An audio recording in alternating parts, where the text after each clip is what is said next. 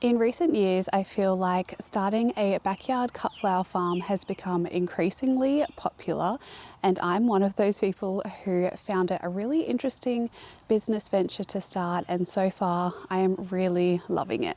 There's so many different ways of starting a cut flower farm in your backyard. You can either go one way and invest thousands and thousands of dollars to start your business, or you can go a little bit more slow and steady and work with what you've got to slowly increase your business. Although, however you decide to start, I do think there are a few essentials that make your life a lot easier when starting a backyard cut flower farm, and that's what today's video is going to be all about.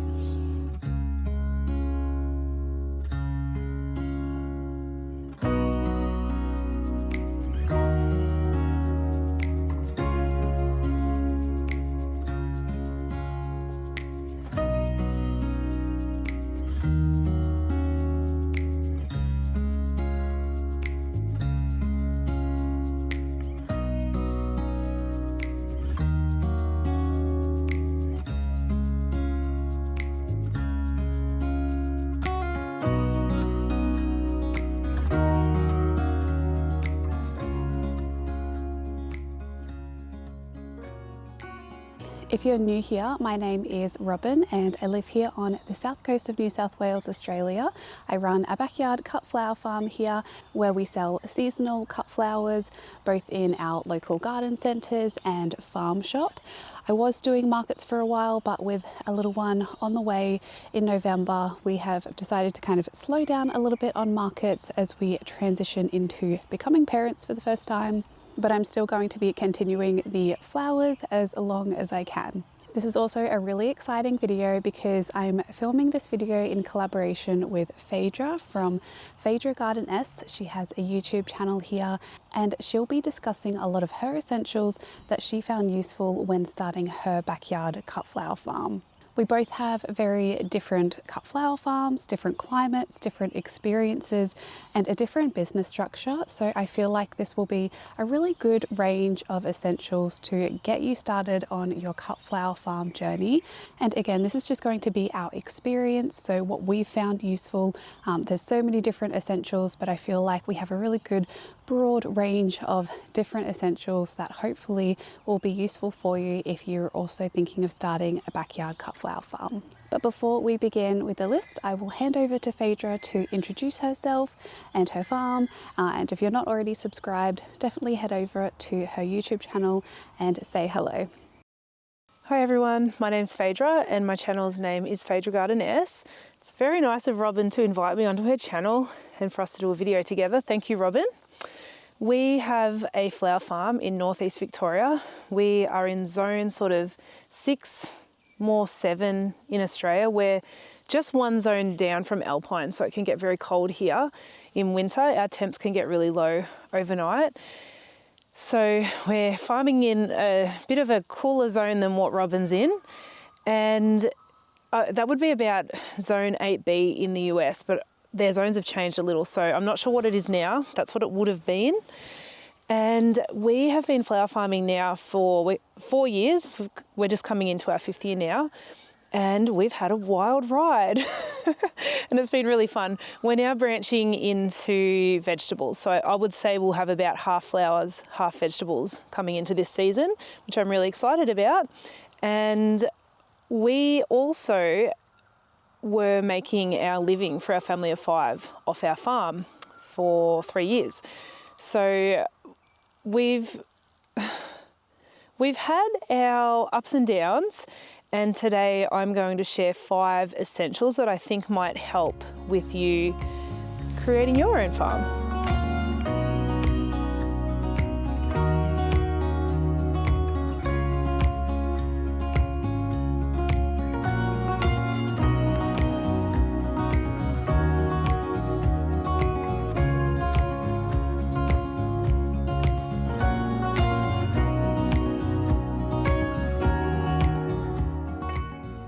So the first essential on my list has been really crucial for me to break ground in my flower farm, both literally and figuratively, and that is a Broadfork. So I have a 7-tine Broadfork, and I got that from FD Ryan Tools. It's an Australian made product and I absolutely love it. I'll link it in the description, and this has been really important to work with our clay soils that we have. Knowing your soil type is really important when you start your flower farm, to know kind of what tools you need. And if you do have clay soil, then you're most likely going to need something to help with that clay. And I found for our small operation here, a Broadfork has been really, really useful. I really like this tool because it's simple. I also don't have to rely on fuel. It's very cost effective, and it also helps me to maintain my soil structure. For us and our very small space that we have here, we just live on a half-acre block, but we really only grow on maybe a 1/4 acre, maybe less than that, to grow all of our flowers. It's worked really, really well, and it has been a great investment for us as a small operation. And I think it's also going to be really useful if you're on a budget to kind of just get started with your flower farm.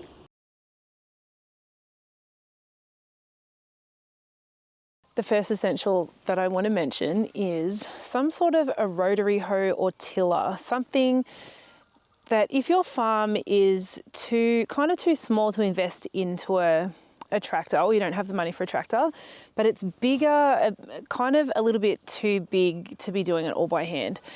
We actually built this plot behind me here all by hand, and it was so much hard work, and it always felt like we had plants ready to go in, but we didn't have the soil ready. That was just like a constant, for a couple of years it was like that, just this constant stress of, it's not ready, we've got to race and get this ready. And it meant that we were always putting new little seedlings into soil that wasn't quite right. And I wouldn't say optimal, because it's taken us 4 years to get our soil to a really good place. But it could have been better if we had have had more time. And the rotary hoe that we purchased was a massive game changer for us. It just, not only did it protect our bodies, it wasn't such a laborious task to build beds, but it also saved us a lot of time, and we could build the farm much quicker. The other benefit with it is our soil is very rocky and it's very filled with weeds and invasive grass. So what we now, even though we've got all the beds built now, what we now use the tiller rotary hoe for is we will go over the beds that are still being established. So probably half of our field could now be no dig. Like, we've got it to the point where we've really got on top of those weeds and grasses, and it's just maintaining it now. The other half we're just continually having trouble with. Like, we'll grow a crop and the weeds just get out of control. So the easiest way at this point is to till it all over, pull the weeds out by hand, and then build the bed again and add the amendments. And we'll do that for a few years in a row with a bed until it gets to the point where it's beautiful soil and it's just very easy to go along and hand weed. So that would be my first recommendation. We really wish that we had have just prioritised that from the beginning and just found the money to do it.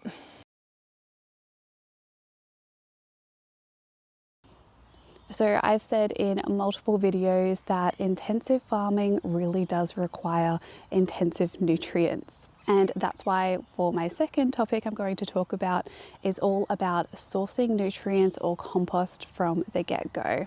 I really do recommend knowing exactly where and how you're going to source nutrients before starting your flower farm.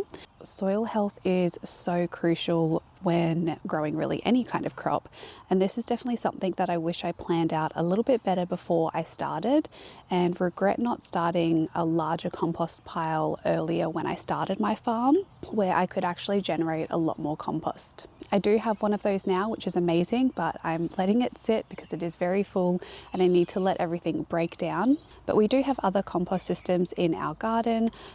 We also source local horse manure, which is really great for our clay soils. We also have homemade compost that we make. Worm castings are fantastic. And if I do need any extra, which I haven't actually needed too much compost since starting out. I would love a lot more to make my beds a little bit more raised up above the ground. But materials such as mushroom compost is a really great addition if you can source a local supplier, and then you just don't have to worry about where you're getting a material to grow your flowers. As long as you have something that's going to continuously add nutrients back into the ground. I think a lot of people think that veggies require a lot of food and nutrients, which they definitely do in terms of a market garden kind of style farm. Flowers are no exception, and they really do require you to keep up your nutrients, making sure that you have all of the missing ones that you might not have in your soil if you can get a soil test done. But just making sure you can source some kind of compost or nutrients will be really important to just kind of get that planning step out of the way. My next recommendation for an essential is to make sure you've got the correct clothing for what you're doing and for the season, because it's very easy to fall into the trap of saying, oh, it's too cold today, or oh, it's too wet, or it's too hot, or it's too sunny. And if you do that, you won't get out into the garden, because the reality is the weather's very rarely perfect. And I'm talking about things like make sure you've got a really nice hat. Like I've got this one, and it was cute, like I loved it. I bought it for the summer, but it's got these tiny little holes, and I ended up getting sunburnt through it because it wasn't actually like a sun smart hat. So that would be something that definitely get yourself a good hat. I've got a really good one now. It's got a really wide brim. It's got the flap on the back. It's not as cute, but I managed to get through an entire summer without any sunburn at all. Like my skin was protected. And I work outside a lot. Other things are, just have it on hand, a really good raincoat, and I've even got rain pants. And they just come in handy if it's really wet and you've got to go out and do something. You're going to stay dry and it keeps you a bit warmer. But even for things like when I was washing dahlia tubers after I dug them up, it's a really messy, wet job. And I stayed dry. And even though it's not a job I look forward to doing, I've got to do it. And just being able to put clothing on that made the job easier, it just meant I had less excuses to go and do it. So I went and did it. So it's really something you need to work out for yourself, what it is that you need in your climate and in your life for the clothing. But it does make life easier. So I just have sort of like a uniform, a summer one and then a winter one. I just put it on and I go out and I get to work. And then I've got those extra pieces that if I need, there's something bigger going on, I've got big jackets for the winter, and I've got the wet weather gear, and I've got really good boots because my feet get really cold. And something else I make sure I've got is woolen socks, like thick woolen socks.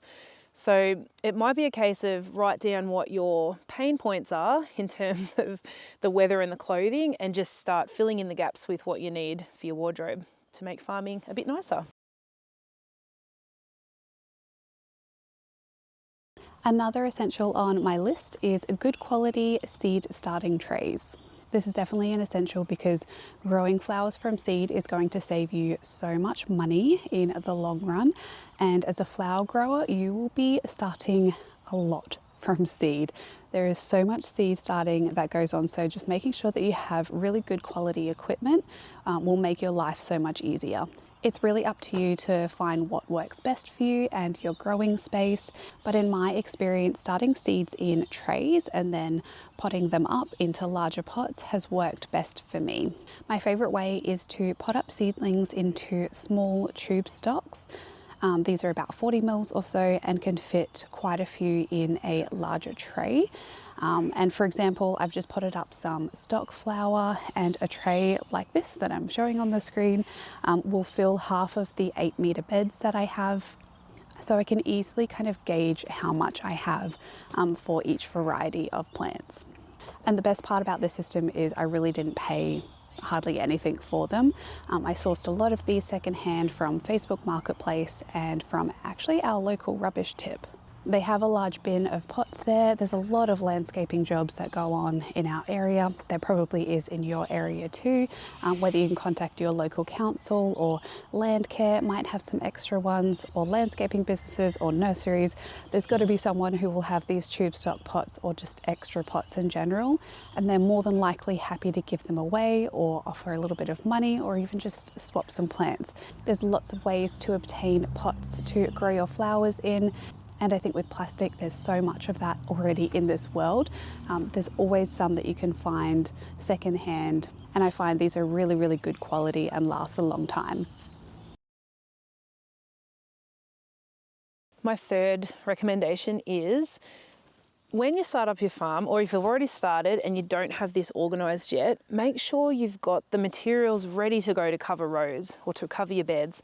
So for us, that's hoops to put the, whatever it is over the top. So we've got a whole stack of hoops that we can just grab when we need them and pop them over the garden beds. And things like bird netting, which you can see is behind me. We're using it as a temporary fence. It's been there for ages. But we've got stacks of it. So if, let's just say, we're having a problem with rabbits and we don't have time to really mess around and let them eat anything else, we can come out here and just cover the rows that they're getting at. There's also plastic row cover that might be helpful if you're putting things out a bit earlier. Sometimes with our ranunculus, because it's so cold here, just to kind of give them a bit of a boost over winter, we'll cover them in plastic, and it just keeps it warmer. They just take off a bit quicker. And then you could also consider frost cloth. We don't worry about frost cloth, but these are the things I'm talking about. Just have them in your shed or wherever you store things. So if something happens, you can just kind of grab it and go and cover your row and protect it from whatever the problem is. Next on my list is some kind of accounting software that you can use to calculate and record all of your costs that you have involved with your business and also any income that comes in. If you are serious about running your cut flower farm as a business, then this is a really crucial step. And if you're doing taxes, it's definitely required. Not only do you actually need all this information for tax purposes, but it can really give you an idea of how much you're actually going to spend, because things definitely do add up over time. I have a video about everything that I earned as a first year backyard cut flower farmer, and I was very surprised, more so at how much I was actually spending in that first year. For our business, I like to keep it really simple. I've tried some accounting software like QuickBooks and FreshBooks, and to be honest, I didn't really love them. I much prefer just an Excel spreadsheet that I have set up that has all of the columns that I personally need and that makes sense to me and that I can use at tax time and that accountants will also be able to understand.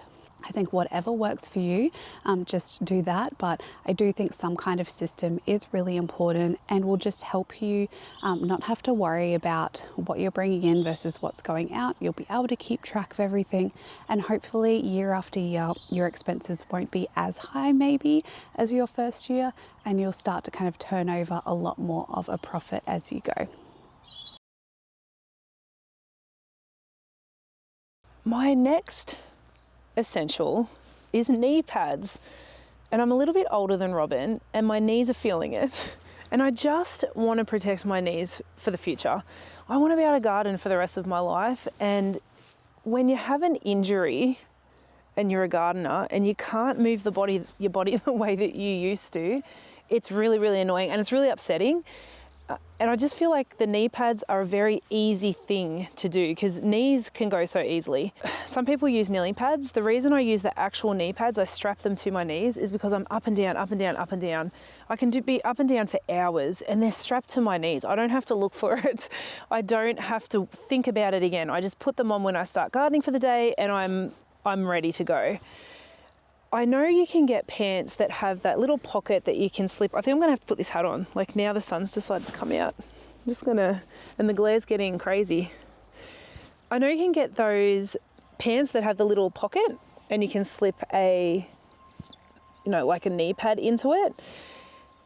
The reason I don't use those on the farm is because it makes the knees of my pants really, really dirty. So I think in an environment where it's sort of a cleaner environment, maybe you're working indoors as a tradie or, you know, somewhere else, they are really awesome. Like, that would be amazing. But for me, the pants of my clothes would just get absolutely trashed. They'd get dirty, stained, and really kind of roughed up. So the knee pads over the top of my knees are my best fix. My last essential that I wanted to talk about is just having a clean and clear workspace to be able to work with your flowers. And this is to do with harvesting and wrapping and storing your flowers. You really want some kind of workspace that I've definitely learnt over time that is just not cluttered and is easy for you to move around and be able to make up all of your bouquets. This seems very simple, I know, but we don't really have an outdoor covered area, so I usually arrange all of my flowers inside. And this is important for me to do that inside because in summer the flowers just can't be left outside for too long, or else it's just way too hot for them. So I did purchase a workbench and I have that set up inside, and it's just made my life so much easier to have everything that I need on the workbench. I can have all of my paper, all of my wrapping, and ready to arrange all of my flowers. I know it does sound pretty simple, as I said, but the harvesting, the processing and arranging time frame, it all happens very quickly, and I've learned that to be productive when making bouquets, I really do need a clean workspace. So I would definitely recommend one of these if you're starting out, or else just using like a fold out table, something that you can pack away once you're done. But just have some kind of area in mind where you're going to be arranging all of these flowers, maybe keeping them away from pets if you have them. I know my cats are very interested whenever I am arranging flowers. It'll just make your life so much easier, and you'll be able to go through that process to make all of your bouquets a lot faster. My final recommendation as an essential thing is to think about self-care. Like, really look after yourself. I know my other stuff has touched on that, you know, like the Rotary hoe to protect your body and the knee pads for your knees and protection from the elements. But I mean sort of protect your mental health. It can go downhill so quickly and you don't even know what's happening. Right now, like, I'm in a period of burnout. Like, I've absolutely burnt myself out because I made mistakes, like not looking after myself. But in this past season, the thing that I really tried to work hard on was make sure you've got really good food available. Otherwise, I'll come out to the farm for like 6-7 hours and not stop. I'll have my water bottle, but I won't eat. And then I just go inside absolutely exhausted. So I think it is, even though I love farming, like I'm obsessed with it, an obsession can sometimes be a little bit detrimental because you'll just focus on that to the point of absolute burnout, which is what I did. And now I'm moving forward with moderation in mind. You know, like, I love doing this, but I've also got to look after myself. So things like making sure I'm eating meals more regularly, managing stress. If there's an aspect of farming that is really, really stressing me out, I'm now looking at how can we do this better, or how can we not do it at all? I think it's really important to just continually reevaluate where you are on your journey with farming. And while we protect our bodies, we have all these implements in place to protect our bodies, we also need to protect our minds. And for me, one of the things I do is I add in little bits and pieces throughout my day that are beautiful. Like, I have really nice bed linen, which sounds silly. Like, some people don't care about that, but for me it feels so nice. It's a really relaxing thing at the end of the day to look forward to going to bed. And I've got these like floral pillowcases and nice quilts that have flowers on them and things like that. My shower routine, like I bought myself a really nice towel that I love. Like, it seems like such a small thing, but it brings a little bit of joy. And I have little fairy lights in the bathroom. It's just a nice atmosphere. And just taking breaks, like, enjoy the fruits of your labor, enjoy the thing that you've created, walk around in your garden at some point in the day with a nice drink in your hand and just look at what you've achieved. I think we have this tendency to have a goal in mind for the future and we race towards it. But when you really think about it, I don't know anybody who embarks on this journey of creating a life around farming, I don't know anybody who goes into that and thinks, right, this is my 5-year plan and then I'll finish, or this is my 10-year plan and then I'm changing careers. I don't know anybody who does that. So essentially that lifestyle has no end. We'll do it until we can't do it anymore. So there's no race. And I wish someone had told me that in the beginning, and I like to think I would have listened to just enjoy it way more than what I did. And, you know, moving forward, that is the focus. So that, you know, I really hope that you'll look after yourself, self-care, and protect yourself from burnout. So I really hope you enjoyed hearing both of our essentials to starting a backyard cut flower farm. We definitely tried to think of a broad range of essentials that I think will be really useful for beginner cut flower farmers, or if you're just thinking of starting out a backyard cut flower farm and not too sure where to start. I really hope this list was helpful for you. Please do let us know if we've missed any out or what your essentials were when you were starting your cut flower farm. I think this will be a really great topic for discussion in the comment section. And thank you so much to Phaedra for joining me on this video. Like I said before, if you haven't already, make sure to go over and subscribe to her YouTube channel. I'll have all of the information in the description box of this video, and you can go and follow her journey, all about the ups and downs of running a cut flower farm and a floristry business. I've really learned a lot from Phaedra's videos when I was starting out my cut flower farm. I think it's so great to have a little bit more Australian information that kind of applies seasonally to us down here. So thank you, Phaedra, for just sharing all of your knowledge on your YouTube channel. I really hope you enjoyed today's video, and if you did, make sure to give it a like and subscribe to both of our YouTube channels to see lots more flower farming content in future.